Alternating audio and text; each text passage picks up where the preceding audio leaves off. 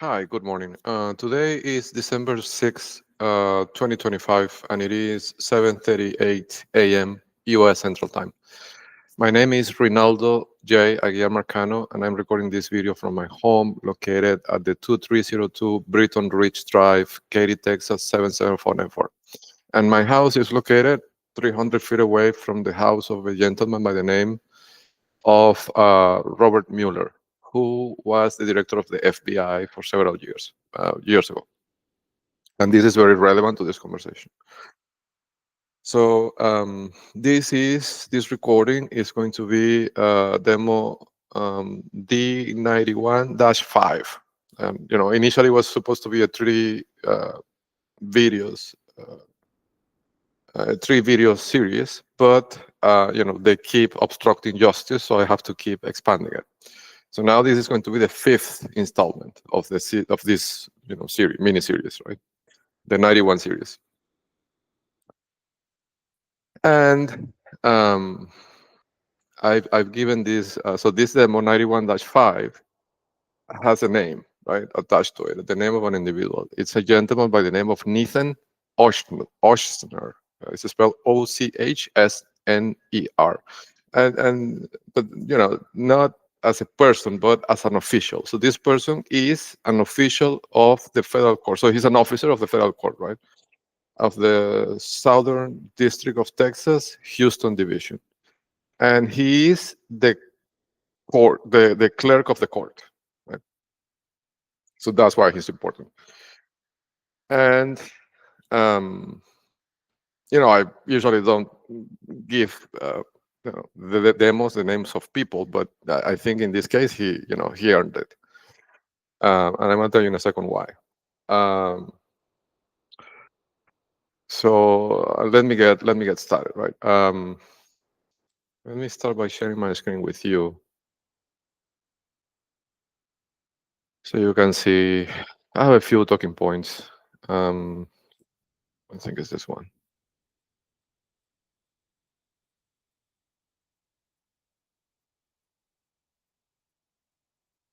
Okay. So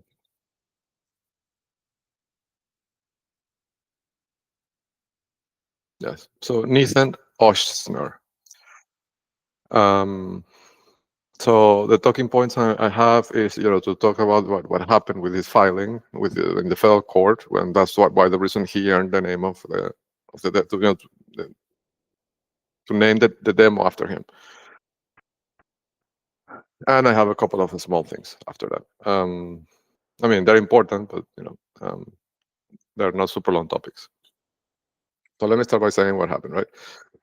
Oh, by the way, and all this evidence and documentation is in this folder that is both in Google Drive and also in the cloud storage bucket where I keep the evidence about the wire fraud. So all this is related to the wire fraud that Troy Pickett and Morgan Heibner and William Kyle Adams committed, right? And on the using the lower courts, right, to deprive me from money and property. So let's open that folder, right? So this is what happened on Thursday, right? That was Thursday, the 4th of December. I went to federal court and I filed that document, and you can see that in the demo D91-4. I filed the second amendment, second amended complaint on that case about the deprivation of civil rights under the color of a state law.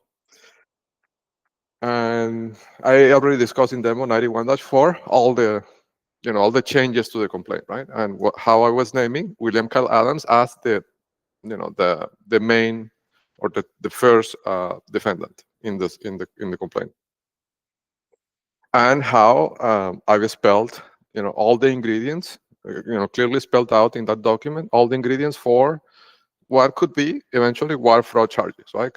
If a prosecutor, because that's the thing, at least here in the U.S., a citizen cannot, bring criminal charges, right? This has to be done by a federal prosecutor. But everything is laid out in this document, right? Including the evidence of the wire fraud. So I filed that, And that was on December 4th. And in the previous demo of the series, you can listen. If you listen to it, you will see that I mentioned that it was strange to me that the person that was working at the clerk's office receiving the documents, right? She was wearing gloves, like those like those synthetic gloves that nurses or doctors use, like the same, like the blue ones, right? And it was strange to me because in all this time that I've been filing documents in all these courts, I've never seen this, right? A clerk wearing gloves. So I have to give you a bit of detail about that document, right? So what I filed was something that called a motion for a leave to file the second amended complaint. What this is really, right? Because once you file a complaint, you cannot just change it, right? So you have to ask for permission from the court to actually amend the complaint. And once they say yes, it gets filed, right? So the way it's done, right, you would file this motion where you're asking for permission to amend the complaint and you explain why this is a good, and this is more like a kind of a procedural motion, right? Like it's usually granted, like it's, I mean, unless they have a very strong reason, right, it should not be denied.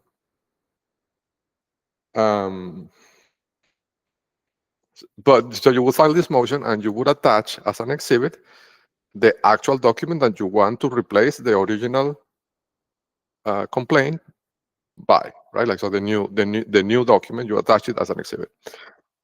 And I've done this before, right? Like I did in this same case, right? And the previous time I did it was document number 6 in docket 6, the index 6 in the. So let me show you what it looks like, right? So for example, this is when I filed the first amended complaint, right? So you file a motion for leave to file, and you explain why this is necessary. And then you attach as an exhibit the actual complaint, right? And you say it gets filed as a single document. And then after that, the next day or sometime after that, the court says, yes, okay, let's accept this. And then what is an exhibit in this one becomes a new filing, right? So this is the procedure. And as you can see, I've done this before, and I've done this multiple times in multiple courts. So I'm very familiar with the procedure. So I do the same on the 4th, right? I go to the court, I file the motion for leave to amend, to leave to file the second amended complaint. But I see that the clerk is wearing gloves, right? And I'm going to describe the lady because I have to tell you, this person, I've never seen her before in that court. And at this point, because I filed so many documents, right? And this particular court where they haven't given me access to electronic filing. In fact, I've requested it multiple times and they deny it, right? So I'm forced to file in person. And at this point, I think I know all the people that work at the clerk's office that receive documents. Like I've seen them, it's been a while since the last time I saw somebody that I had never seen before, right? But this lady on the 4th, I have never seen before. So I'm going to describe her. She's an older lady, I would say, probably 60, 65, Caucasian, short hair, blonde. Her skin is very white. She's probably 5'6". I would put her at 5'6", maybe 5'7". And I would put her around 140, maybe 145 pounds. She looks very motherly, right? She would look like your grandmother, something like that. And she was wearing these blue gloves, okay? I believe the gloves at this point, because all the things I'm going to tell you, I believe the gloves were a move to not leave fingerprints in the document, right? So what happened is, that night, after 5 or 6 hours, I gave demo 91-4. In that demo, I said, it's been 5 hours and the document does not appear in the docket. Right? I noticed that, even on the 4th, and which is strange because usually it takes an hour maximum.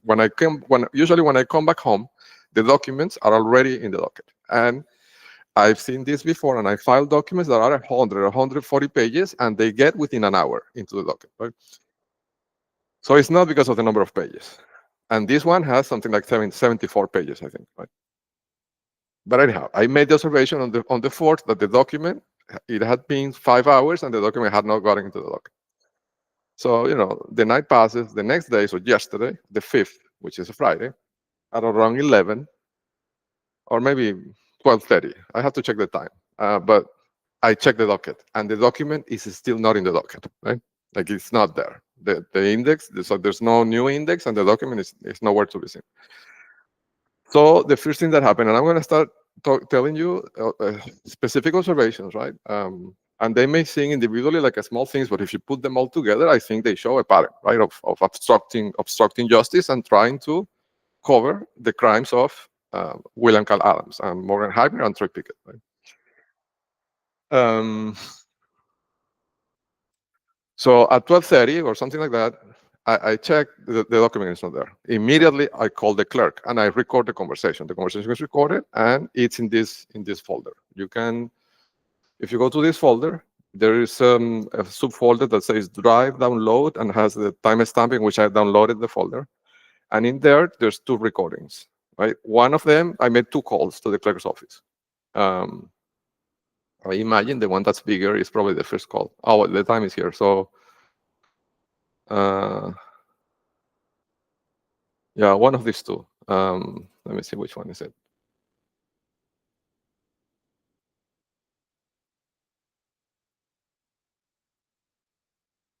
Yeah, I think this is the one. This is the first call. The one that ends. So the meeting ID is FTQ-VGPQ-KAI. Right. So that's the first call. I call and somebody answers the phone, right? And I explain the situation. Listen, I filed a document yesterday and I don't see it in the docket. I was wondering if there's anything wrong with the document. They say, wait a second. They ask me for the case number. They check and they say, no, I'm seeing it in the docket. The person says, right? I have to tell you, I have the docket open in front of me and I'm seeing the docket and it's not in the docket, right? So I know that the person isn't telling me the truth. And you may think, well, maybe something was wrong with your computer. I have to, ask you to please give me the benefit of the doubt that I'm, if you put all the users of the internet together, I'm not going to say that I'm the most sophisticated user, but I would be probably on the, 75 percentile, 80%, I don't know, right? Somewhere around there, right? I'm not, I know that it wasn't that it was cache or anything like that. So I know, right, that it's not I'm making a mistake. I know the document is not in the docket, but she's telling me that, right? So when she says that, I go and try again and refresh the page and search again, and the document appears in the docket, right? I imagine when I call, they put it in, right? But okay, I say, well, doesn't matter, right? As long as it is in the docket, I'm happy. Like that's my end goal, right? To get the document in the docket. And I hang up. But when I hang up, of course, I'm gonna ingest the document into the pipeline to check that they didn't change one word in the document, right? Because that's another thing that they could alter the document, right? Changing something that would make it invalid or procedural invalid to get it dismissed. So I have to ingest it to run a diff with the actual document that I filed. So when I'm downloading the document, I see this is done through a system called Pacer in the US, right? That allows you to search documents in federal courts. And you have to pay for every page that is downloaded. And it costs 10 cents per page or something like that. Or one, yes, 10 cents per page. And they charge you up to 30 pages. Like if it's more, so it could be $3. I think is the maximum, right? So, but when I try to download the document, it's trying to charge me 40 cents. So because it's 4 pages, right? So this, I saw that this wasn't the full document. The full document was 70-something pages because it had this attachment that had all the evidence of the wire fraud. So of course, I opened the document, right? Because I'm saying I downloaded, I paid the 40 cents and I downloaded the document. And that is document 26, right? And you can see that it has only 4 pages, right? It says page 104, right? And you see, it's missing the attachment, right? So what she did is that, and they, right? Because this probably was multiple people. The person that received the document on the 4th that had the globes, right? The blue globes, that was wearing the globes, she filed only the first part of the document. She didn't actually file the complaint, which is what contains the serious allegations and the evidence, right? So the most important thing, she didn't file it. And the document wasn't in the docket until I called. So if I didn't call, they wouldn't put it in the docket, right? So I said, well, I'm going to call again to talk to them, to ask them to please file the second part of the document, to put it in the docket, right? And I have to tell you, in this process, I took a snapshots of the docket so I could, record this as evidence and show people that I'm not making this up. Like, this actually happened, right? Because they could say, well, you didn't see the docket correctly, or you didn't read it correctly, right? So this is the state of the docket. This in this folder of Nathan Ochsner, there's two subfolders that have the state of the dockets at two different times yesterday, at 2 p.m. and at 1:53 p.m., right? So I'm going to show you first the 2 p.m. So at the 2 p.m. state, you can see here, I'm going to have to download it to show you, I think. Yes. Let me download it to show you.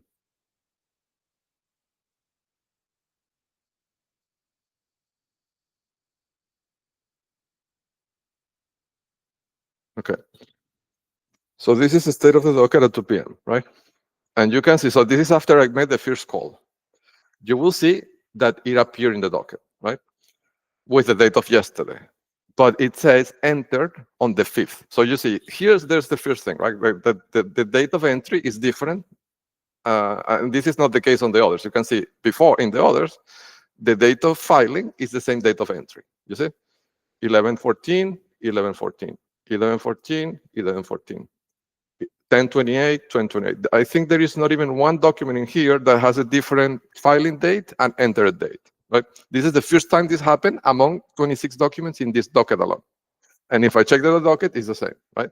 But okay, at this point, we can still think that it's just that they were too busy, right? On Thursday afternoon, and they delayed this until Friday. It's possible.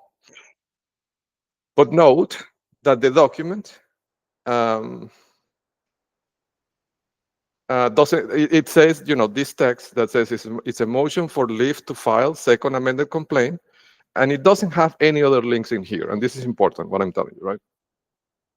Like, it doesn't have anything else, okay? Now, the next thing that happened, when I see this, I call again to ask them to please file the second part of the document, right? Like, to fix the problem. I'm hoping that this is just an error, right? At this point, and I said this before, right? Like, when I see this thing that, seem to me like they could be intentional, but I give people the benefit. I mean, I'm not going to say that this is intentional, right? I don't have enough information yet to make that call, which is not really completely accurate, because, I have all the information that I haven't told you. But, you have to be, you always need to make an effort, to try to push yourselves to believe in others, right? That the others that have good intentions, right? Unless that, what you're seeing is overwhelming, right? Which is, it's overwhelming that, that is the case, that this is intentional, right? Which is what happened with all the events that happened after, right? But at this point, right, I call again. When I call again, somebody answers the phone. It's not the same person that answered before. And, she's telling me that she's going to check the docket, but then she puts me on hold and redirects me, like, I see that they're not going to answer the phone, right? And I waited for and this is also recorded. It's the second call in that folder, right? If you go to this folder, the other call is that, me trying to contact them again. And if you hear that, you will see that it was impossible, right? They were like, playing ping pong with me and transferring me from one phone to another, right? At this point, I said, obviously, they don't want this in the record, right? They are avoiding to get this into the document. Because first, the document wasn't there at all. Then when I called, the document appeared, but appeared incomplete. And now I'm calling, and they don't pick up the phone, right? So what I did, I printed another copy of the document, and I went back to the court immediately, right? Took the card, and I went there. When I go to the court, there is a long line of people, and this is also unusual because, as I said, I've been filing in person because they don't give me e-filing access, and I've been doing this for months. And every time I go there, there's no line. Like, this is not a busy, office, and it seemed unusual. Like, it seemed to me like those people were there to delay me, right? So they could fix the problem on the computers. But anyhow, I make the line, and I had to wait almost an hour right, to uh, be able to hand this document to the clerk, which takes 5 seconds, right? There were people asking us ahead of me, right, asking the clerks all sorts of questions and taking their time, and the clerks were like, you know, but okay, I waited the hour, and when it was my turn, I handed the document, right? As soon as I hand the document, I go to the computers that are next to the clerks.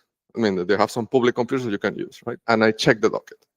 Being at the court, it was 2:53, I think, no, 3:53, 3:53 p.m.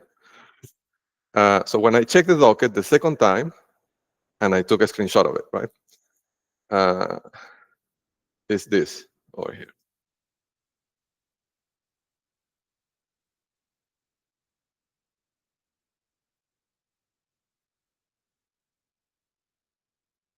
So what I'm doing is showing you the diff, right? What the docket looked like before I went to the court, and what the docket looked like after I went to the court, right?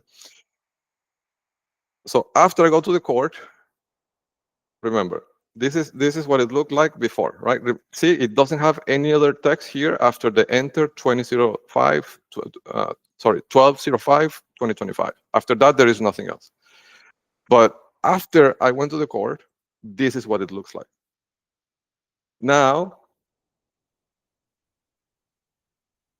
it has this link that says number 1, second amended complaint,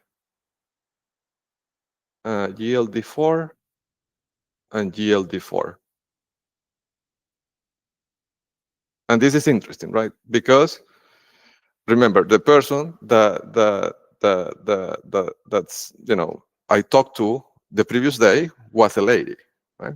I imagine these initials have to correspond to the person that actually filed the document, right? And in the two cases is the same initials, JLD4, but the person on Thursday afternoon was a lady, and the person yesterday was a young man, right? So this is another anomaly. If two different people, touch this docket, but then, but the important thing is that after I went to the court, the docket changed, right? Which, I mean, shouldn't be. The docket entries need, I mean, if the docket entries can change like that in different days, I mean, this is how do I say this? Unauditable, right? Like the idea of a docket is to have an index of documents that it's unmutable, because that's the only way it's auditable. But if you can change the same entry in different days and add or remove text, I mean, you see, there was text that was removed. In the previous day,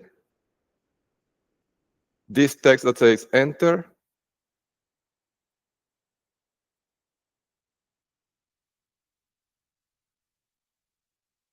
yes, you can see it's changed because there is a dot that wasn't there before. You see? After the GLD4 on the previous day, right? Not even the previous day, 2 hours before, right? The GLD4 was among parentheses, and it had a dot. And this is also interesting. I'll tell you that in a second. Right. At 2 p.m., it didn't have the dot, right? And you can see that here, GLD4. And at less than 2 hours after, it had a dot, and then the text was moved, and this was inserted. Number 1, second amended complaint, right? And if you click on that number 1, that is the attachment. Right? So you are able to download the attachment if you click on that.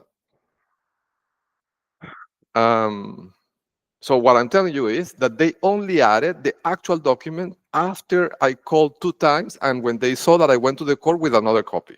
At that point, they added, right? But if I had not done that, they wouldn't have done that. And they changed the docket entry after the fact, which, sounds to me like should be a no in this kind of system, right? Because otherwise, anybody can put anything in here. And you can see it was changed because this dot was inserted after the username. Now, there's an interesting thing about this, right? The way that dot was inserted is interesting to me. And this is a personal observation. I mean, I'm observing this right here, right? This doesn't come from the pipeline. But I think this tells that this person that did this change is Hispanic. The reason I say that is because we Hispanics, I was born in South America, and my mother tongue is Spanish. And we have this thing that when you're writing a sentence that ends in a parenthesis and you want to finish the sentence, you put the dot after the parenthesis. But I think, and I mean, I might be wrong about this, right? Because I'm not a native English speaker, but I think from what I've seen through the years that I've lived in North America, that in English, this is incorrect. If you have a sentence that ends in a parenthesis and you want to put a dot to finish the sentence, you have to put it inside of the parenthesis, right? So this suggests to me that the person that made this alteration in this docket entry is a person whose first language is Spanish. It's not English. I don't know. It could be a good lead, right? A tip. But anyhow, so after all this is that they finally put the attachment in the docket, right? But still, this is 24 hours, more than 24 hours after the document was actually filed, right? This document should have been correctly entered yesterday. I mean, the day before on the 4th, right? But it wasn't, and it wasn't in the docket at all. Like not even the motion for leave to file. That wasn't even in the docket. When I called the first time at, I don't know, 1 p.m. or something like that, which is recorded, right? But then she said, no, I'm seeing it. And then they put it in there, but they put it incomplete. And then I call again, they don't pick up the phone. I go to the court and then they fix it, right?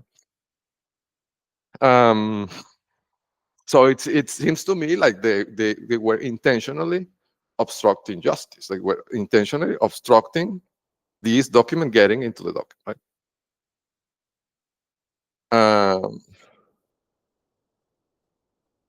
So it's,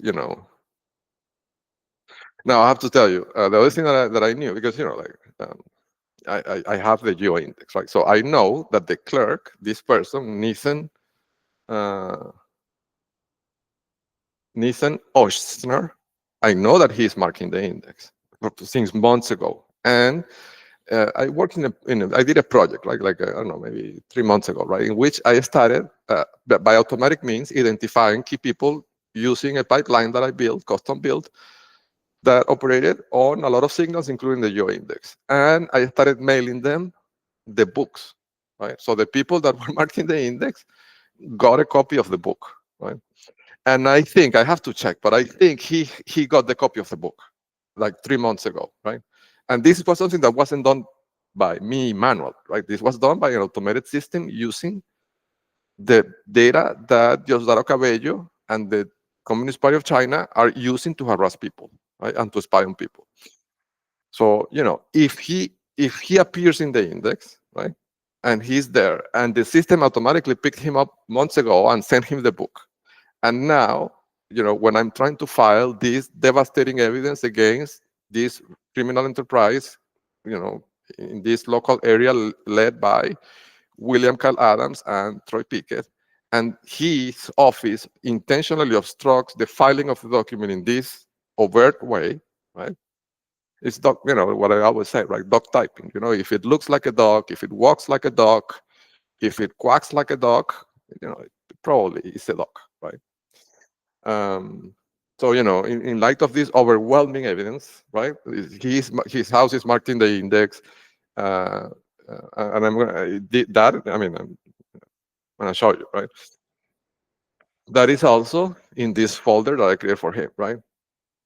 So this is the and this is public information, right? This comes from public records. This one, right? So you can see that, and his name is not very common. His last name, right? So that last name, Ochsner, there's only a handful of individuals in the Houston area, a very small group of individuals that have that last name. And this house is registered to somebody with that last name and first name, Nathan, right? So, I mean, the probability that this is his house is like 99.99%. And the house is registered, he uses as an agent for the property taxes, which is O'Connor Associates, which is a big component of this network here locally, right? Because they have a thing with those property taxes. And I know that because I have the data, and at some point, they recruit me as a client of that firm. Of course, to get, access to my financial information, right?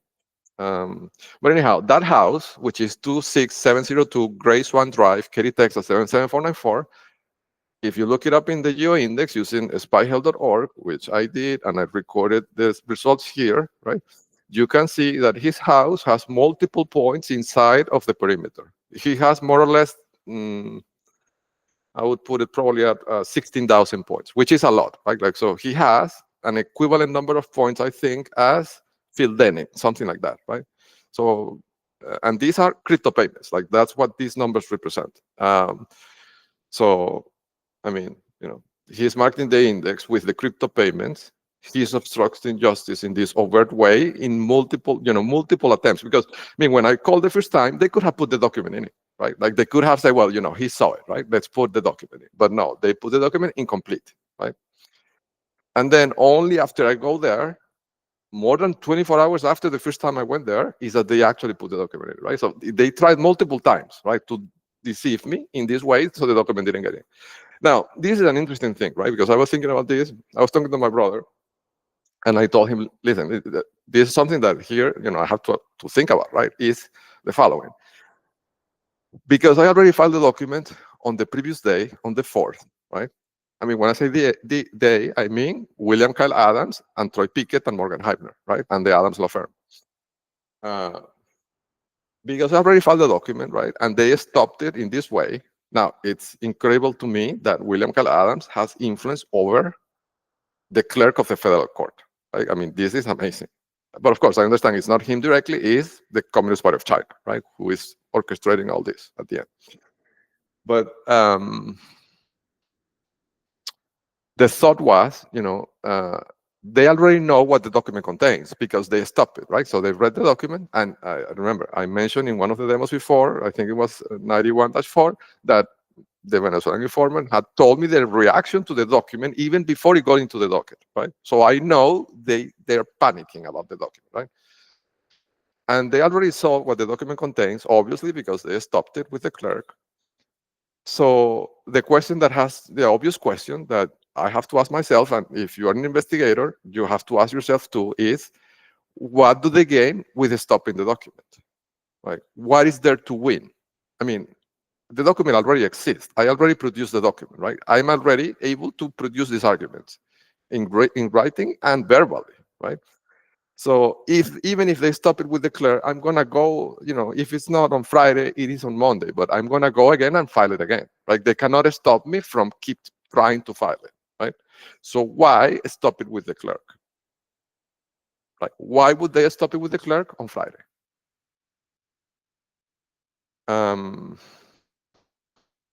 I mean, there's only two things I can think of, right? And these are a hypothesis, right? I can't prove any of this, but I mean, this is what is the only logical explanation. One could be that they were hoping to gain time, right? 3 days. I mean, how many days it would take me to see the problem, right? That the document is not in the docket, and refile it, right? That's option number one. But if they want to win time, I mean, that's the only option, right? But the next question is, why do they want to win time, right? So there's two possible explanations, right, that I see. Maybe there's another one or more, but there's two things that I see possible, right? One is that they were hoping to flee, right? Like there's, we're going to leave town before the FBI or I don't know, whatever, right? Seize this document, right? But I don't think that would be the case because I mean they're licensed professionals. They can't just pack up and leave, right? I mean, it's impossible, right? And we're talking about 3 lawyers, right? At least 3 lawyers, right? The other explanation is that I don't know, somebody in their group or that works with them or for them, somebody that is part of the conspiracy was hoping to get a chance to harm me before I could refile it. Right? That's the only thing I can think. So it's either that they were going to flee or that they were going to harm me, right? Because otherwise, what is there to gain by stopping the document in this way? When they know the document exists, the arguments exist, and the proof exists. What else could they gain with that extra time, those few days, right? So I don't know. But in short, you can see that this is not a clerical mistake, and it's not a standard procedure, because if you compare it with the first time I amended the complaint, the first amended complaint, you can see that it was filed as a single document, and the attachment is in there. But when I introduce the second amendment complaint that has the proof, the actual proof of the wire fraud is there, right? Like the emails of Morgan Heibner, the filing of Pickett of November 7, making demands for payment, like all that is in there. Then they stop it with the clerk. And the clerk is marking the index. And he received the book by an action of my automated pipeline months ago. So, and by the way, the next thing I did, which I think was last week, was I took the list of the orders of Amazon. So those orders that were generated by the pipeline, right? People that got the book automatically in this fashion because they are marked in the index. I took that list and I reported them all to the IRS. Because in that ordered list, in that list of orders, there's the names and the addresses, right? Because to ship the books physically through Amazon, the system had to find the addresses.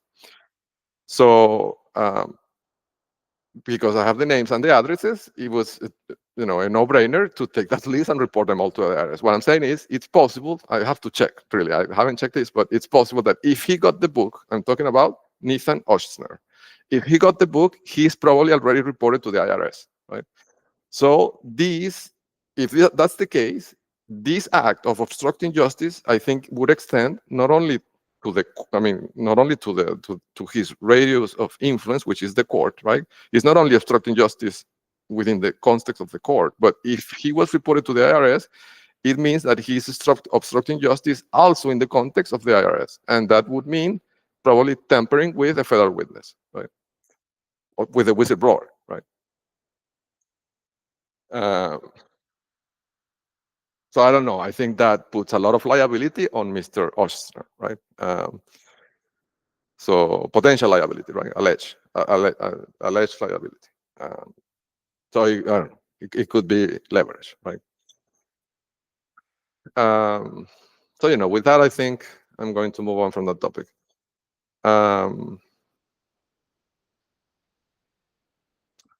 Yes. So something also related to the IRS, right? And this is something. I have to. Actually, let's ask that question. I wanted to ask the question to a lawyer via the Venezuelan informant. I wanted to use this opportunity to ask the Venezuelan informant if you could please ask your lawyer if this would be the case, because this is something I saw in the pipeline, but I don't know if it's actually accurate, right? Because the pipeline sometimes, depending on how I tune it, it could be more aggressive, right? So I'm going to check it here, but I tend not to trust too much, what this ChatGPT thing and Gemini, etc., tells me on legal things, because sometimes the interpretation is wrong, right? If I ask a question here, but I'm going to ask the question to see. But I'm going to tell you what the thinking, what I'm seeing on the pipeline, right? So it's about the IRS employee that potentially trigger or will trigger or already even triggered, I don't know, right? I haven't checked, but that audit or action after I mailed the 1040, the form 1040, the tax return, right, that I mailed. I described this before, and I was told by the informant that it got intercepted in transit. And then information about that form was reviewed. That form was reviewed by an accountant or a group of accountants of the network, and then they contacted somebody they have internally compromised at the IRS to trigger this action, right? To basically get me into a problem with the IRS and get my bank account frozen or whatever, right? Something like that. So what the pipeline infers, right? Because remember, I said in one of the demos that I emailed this form 1040 using a service called LetterStream. Okay, so let's start by that. Let's start looking at where does LetterStream.com is headquartered.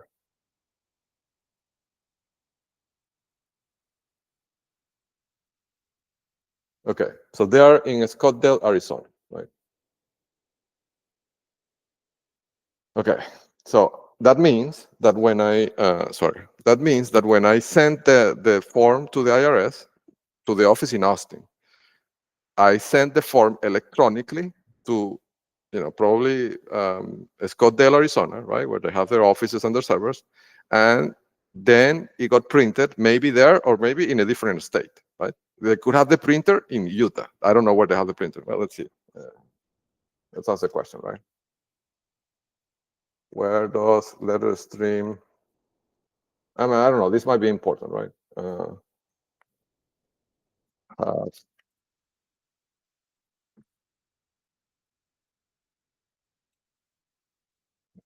it might be important because of what I'm going to say, the legal implications, right?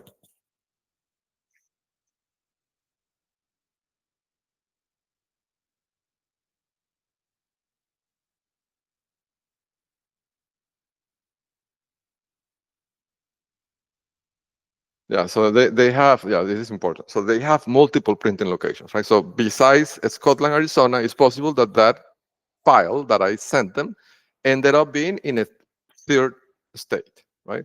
That is not Texas and it's not Arizona. And then the network intercepted the letter, right? Either digitally or electronically or physically, right? And it could have been done there, or maybe it could have been done in USPS. Like, I don't know the answer to that. But either way, they intercepted it, right? And then they transmitted that information to their accountants, probably using electronic means, and then they communicated using electronic means with the employee of the IRS that is going to harm me, right, with this, right? With this mistake that I probably commit. I don't know. Maybe there is a mistake in the form. I don't know, right? And that employee could be yet in another state, right? So there's multiple interstate communications. And this is important because what I'm going to say.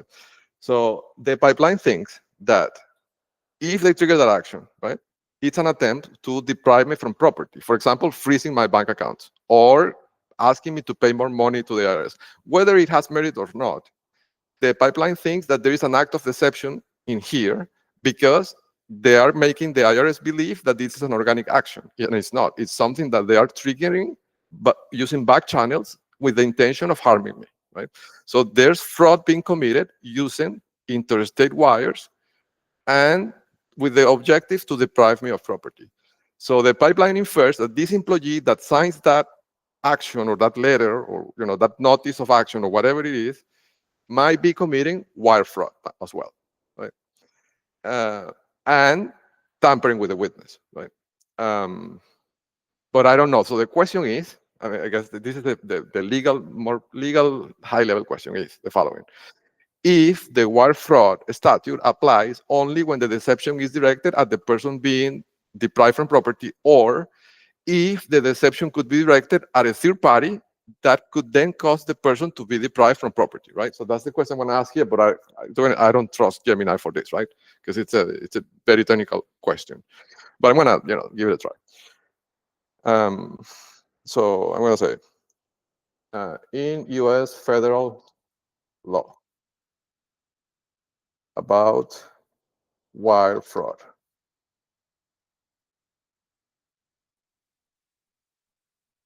does the deception need to be directed at the person being deprived from property? Or could a third party be deceived to deprive another person, another party from property, and that still be wire fraud? I don't know. Let's see what the. But again, like these things, sometimes they get it wrong.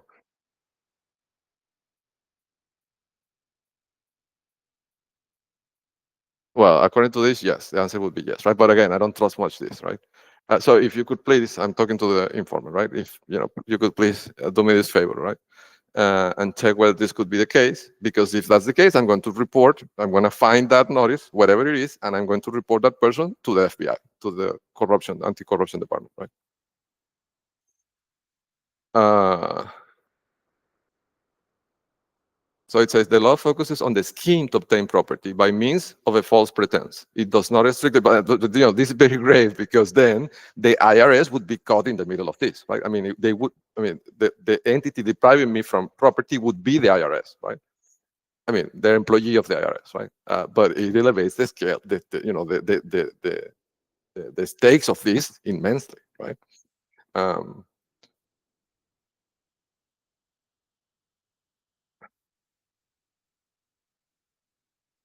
yeah. So yeah, I mean, it seems like it could be the case, but again, like if you could please check, because I don't want to file something with the FBI or something like that that is not accurate, right? So I need, for to take that kind of step, I need a human confirmation, right? So anyhow, that is for the IRS. Now, on a kind of similar thing, right? There's another item that I have been pending here for a while. It's about the health inspector, and I have to tell you, I knew this since like a month ago. Like the informant told me that they were going to do this, but of course, I applied my technique of shutting up. I didn't say anything because I was waiting for them to do it. The informant told me, and I have this recorded in my internal logs, told me like a month ago, right, that they were going to trigger an action with the health inspector saying that my pool, the pool that I have on the back of the Valley Side Drive home, was a health problem, right? Because the pool, because the house is empty, right? I'm not running the pool for multiple reasons, right? But the pool is not running, so the water is not clear, right? I mean, and this is common. Like when you see a house that is not occupied, people don't maintain the pool because like if they're gonna sell the house or whatever, then but the informant told me that they were going to use this excuse to report the house to the health department of Fort Bend County. And the goal of this is two things. One is to gain access to the backyard because I have locks on the gates. They cannot, you know. And there was already an instance before where they tried to get access via a company called United Locating Services, which is a company that works for Centerpoint, which is a big part of this network. And the CEO of Centerpoint, I reported him to the IRS via the Amazon shopping list, right, that I described before. He's in that list and he was reported. So United Locating Services tried to, they left me a notice in my door in that house saying that they needed access, right? So they were trying to use the utility asset easement laws to get access because they need to retrieve something that they put in the backyard of that house, right? That's one of the goals. And the informant told me this. And he told me, I'm not sure about this, right? He gave me this disclaimer. So don't, take this with a grain of salt. But he told me that he has seen these situations before in other contexts, right? Where they have to they trigger something like this to get the pool drained because it's possible they did something to the water in the pool. Like it's possible that the water is contaminated with something and they want to force me to drain the pool, right? Or to bring a person to maintain the pool to clean it, right? To, I don't know, neutralize whatever they did to the water, right? But he told me that he's not sure about this, right? So take that with a grain of salt. But the second goal could be to force me to drain the pool.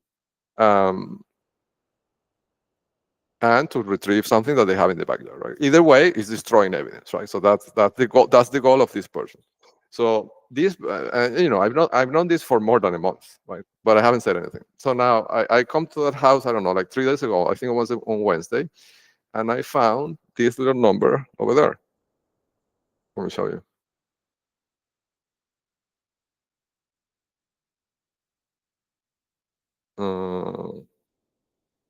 Yeah, so create this folder because this I don't have. Uh, I mean, the same, right? Talk typing, right? I'm pretty sure the person is, of course, I knew this from the informant, and I'm going to show you that the house of the person is marked in the index. The same situation as with the clerk of the federal court. So you see the pattern, right? So this is a pattern of racketeering. This is what it is, right? They use all these employees of these state and federal institutions to harass people, right? And to push for whatever they need to do. So I created this folder, right? And that is called investigative leads. And inside of that folder, there's a folder for the health inspector, right? And then you can see the card she left in my home, right? She left this on the gate, attached to the gate with a piece of tape. And her name is Luz Velasquez, right? And she works for Fort Bend County Environmental Health. And her email is luzvelasquez at fortbendcountydx.gov. Of course, I emailed her very politely, right? A professional email asking her for the work order number. I need that number because I'm going to find out. Even if she doesn't want to tell me, I'm going to file for an information freedom of information act request to find out who was the person that supposedly reported the pool, right? So I asked her for the work order number, and she hasn't replied. Uh, and her house is marked in the index, and that documentation is also in this folder, right? This is documentation that I'm putting here in case authorities investigate these things. They have something to act on, right? Something tangible. So I think the property records is this one. Yes. So you can see it's registered to Luz Velasquez, right? To her. And she is the only Luz Velasquez that lives in Fort Bend County. There's no other. I mean, that owns property in Fort Bend County. And there is another document in that folder that shows that her house is marked in the index, which is, I think, this one. Right? You can see that the house is marked in the index, and you can see the points. And there is a point. This is not her house, but it's very close. It has 1.7 million. Like, she lives in a very important, prominent hub, right? And it has the geo features and the buffer zones and, like, the works. And she's emailing me saying that she's going to take an action because the water of the pool is not blue. It's not crystalline, right? Like, it's not transparent. So she's going to take an action against my house, my property, because of that. Because somebody reported that situation, right? So it has to be somebody that has line of sight to the pool. Like, it cannot be a neighbor a mile away. It has to be somebody that is next to the house, right? So I don't know. Let's see how that plays out. But I wanted to show this because it shows that there is a pattern, right, of using state institutions. This is Fort Bend County, right? This is the local government here, right? And I have that Monell claim against Fort Bend County for using the police and other institutions of the courts of Fort Bend to, deprive me from my civil rights, including my rights to familiar or familial affiliation, right? Like, they kidnapped my son using the court. So it seems like they want to keep adding evidence, right, to the docket, which is fine. So let's move on from the health inspector, and let's see what else we have. Right. So this one is very interesting, right? So this was this morning at 4:36 a.m. or something like that. I'm gonna tell you what it is, right? It's a playlist. It's already in YouTube, right? Yeah. So this is the playlist, right? So it has 3 videos, and I'm gonna show you I'm gonna tell you what you will see in these videos, right? So it's a vehicle that is driving in front of my house and the house of Joel Gray, John Miko, and all the agents on Teal Lake Court. And this vehicle is a very interesting vehicle, right? So you're gonna see a flashing light. I'm gonna describe what you're gonna see so you can focus your attention on that and see it. You're gonna see a flashing light of more or less the same pulsation frequency that video that I showed you before in one of the demos recently of the house of John Miko transmitting infrared to the house of Joel Gray, and the video of my black Tesla transmitting infrared to the house of Joel Gray in March 27, 12 hours before my son was taken from the home, right? So this vehicle has 2 devices, one pointing on each side of the vehicle, pointing to the houses, really. It's not the headlights. It's something that is directional to the sides, towards the sides. And it's transmitting infrared to all these houses. And if you look closely, you will see that in the cases of the house of Joel Gray and John Miko, the infrared beam, right, that is coming out of this car, and I have to tell you, it's infrared because I looked through the window and I could not, with the naked eye, see the light, right? This is only visible in this infrared camera, this night vision camera, right?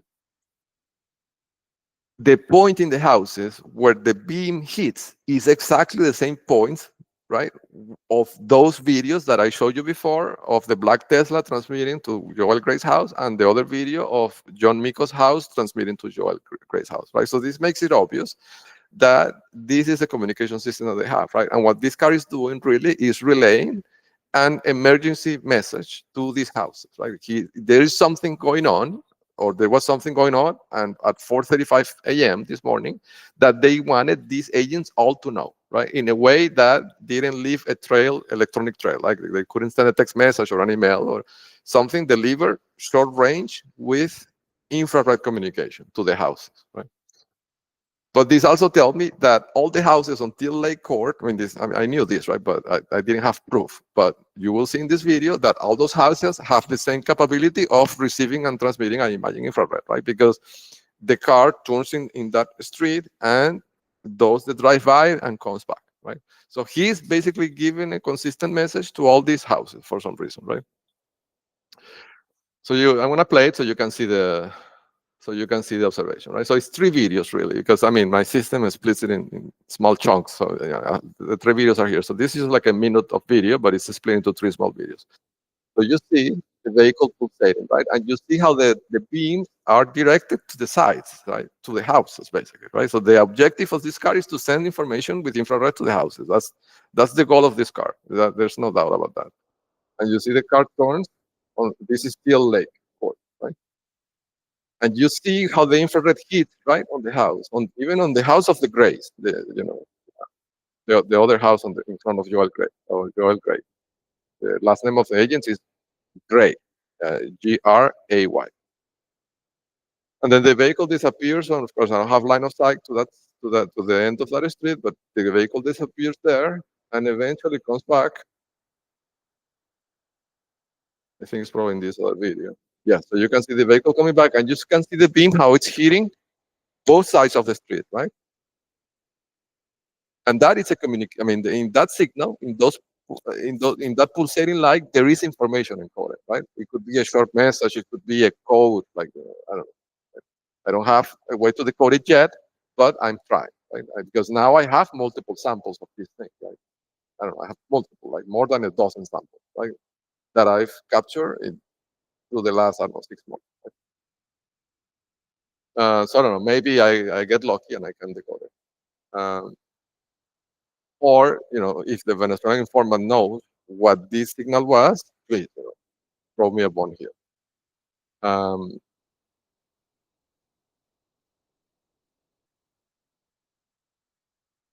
yeah, so the last video is when the vehicle was actually appearing in the frame.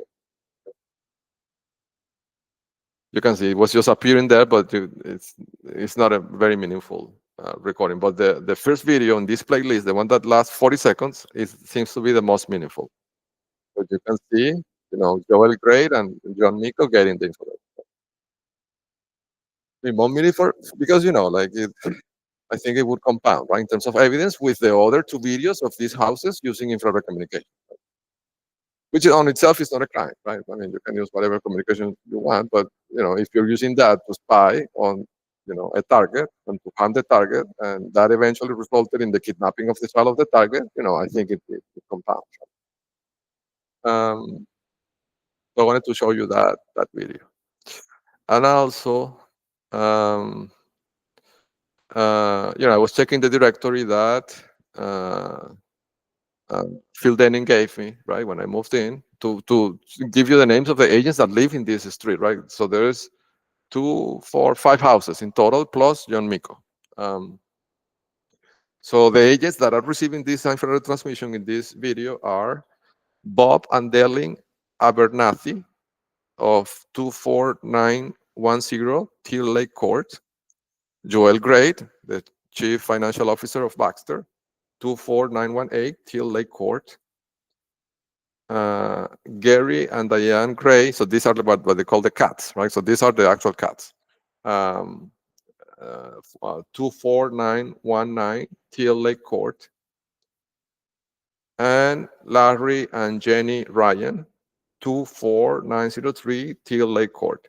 Now I have to tell you, Larry Ryan is prominent. He has the thing with the 2 with the name, so where the first name and the last name both are words that could be first names, right? So that's a marker. He also has the empty lot marker next to his house. He also has the lake next to the other house, right? So he has the geo feature of the buffer zone twice. And he's in uh, energy solutions, quote unquote, the color, right? So that's an important area because, and I explain why, right? So he is, deeply involved in this, right? And the house is marked in the index, and I reported him to the IRS, and the works. But one thing that I did not tell you is that the wife, I imagine the wife, right? So Mrs. Jenny Ryan, she is part of the architectural review board of Lake Point Estates. So that tells you that they are very prominent because they're not going to let anybody, right, sit on this committee knowing that Robert Mueller and all these important agents, Eckerman and all those, and Mark Switcher and Fektovich, and they're not going to let a non-prominent member sit on that board, right? So that also tells you how prominent, and you can see that, right? So she's the chair of the architectural committee, right? So that tells you, that confirms that how prominent Larry Ryan is. Right? And the other agents that we haven't talked about are these: Jim Higgins and Sharon Higgins, which live on the house in front of Jenny Ryan and Larry Ryan. So the ones that are just in front. And they're very prominent because they're in the channel 02, right? And I've discussed this before. So they are very, very prominent. Yes. So just wanted to give you that overlay. So I'm talking about these houses basically so this is the Ryans, right? Where the lady is in the architectural committee, review committee. This is the one that I just mentioned.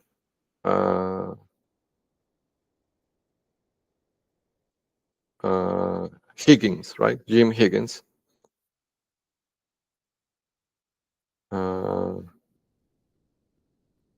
And these are the Albernatis, right? And this is Joel Gray. This. And these are the cats, the grays, right? Or these. So that footage that I showed you, the vehicle was coming basically. Let me annotate it here. The vehicle was coming on this direction and turned here, right? Let me see if I can change the color. Yes. So the vehicle was driving on this street and then turned here, delivered the messages to all the houses, and came back, and then came on this way. Right? So that was the path that you saw in that video. Now, I've been meaning to say this for a while, and I always forget, so I'm going to say it here. So if you go to earth.google.com,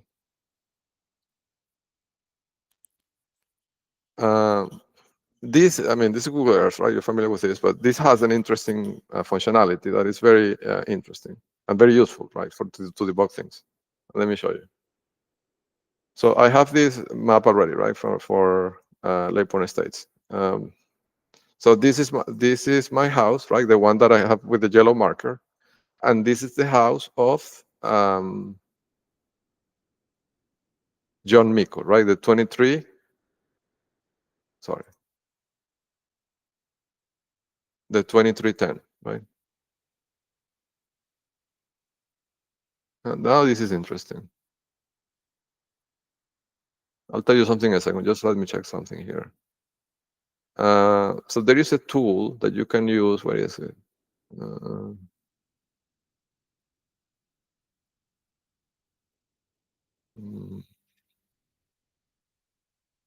Yes, historical imagery, this one. So you can go back in time on this thing, right? And you can say, show me. Yes, so see, this is right. Look, this is very interesting. Look, if you look at the image today, I mean, they're silly really when they do this thing. So this is what it looks like today, right? The house. Look, there is no object. Like you see the backyard, there is nothing here, right? In this point, what I'm showing you, let me do this properly, right? So if you look here, there is nothing, right? Like it looks like there is only grass. But if you look, and if I look through the window, there is the slide, the kids slide that I described before, that they use as an antenna to sniff the uplink, right? It's there right now, I can see it. But if you look at this image that supposedly is recent, it's not there. Now, if you look at this at the historical imagery, you see it, right? And this historical imagery is from March 21st, right? So, and I can tell you, it's there right now because I can see it, right? I mean, I'm able to see it right now. So the object is still there. I'm talking about this, right? It's a huge structure, right? It's taller than the fence, and the fence I think is like 10 feet, 10 or 12 feet tall. Like it's a tall fence, not like 10, probably 10. I mean, the picket is 12, but it's buried underground a little bit. So in reality, it's like 10. It's taller than me, right? If I stand next to the fence is way taller than me.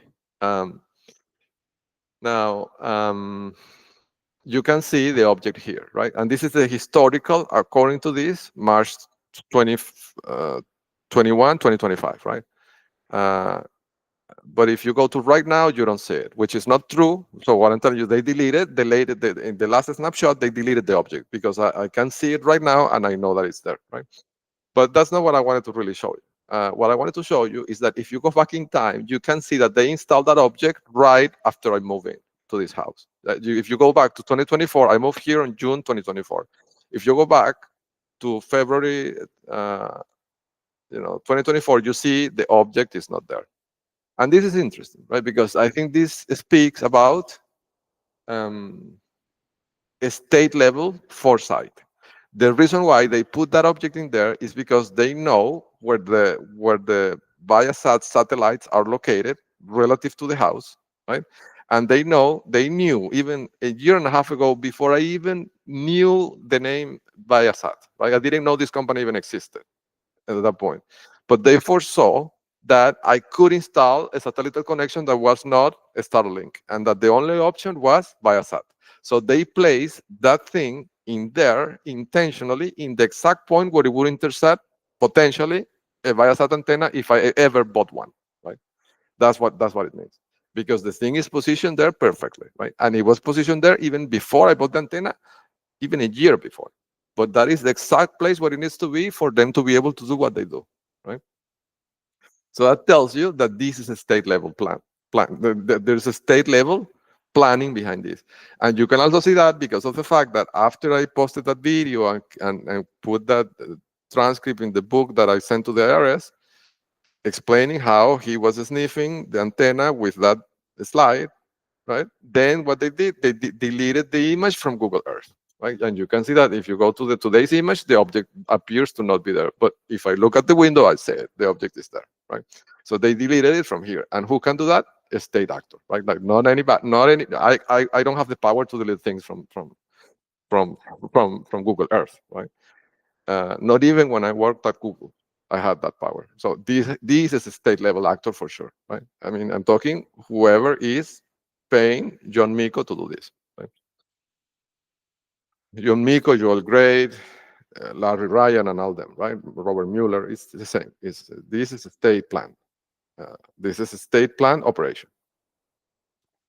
So, with that, I think I've accomplished the goal of this demo 91-5. And of course, I'm going to transcribe this and put it directly in the book and, send it to the IRS again. So with that, I thank you for your time, and I'll see you on the next one.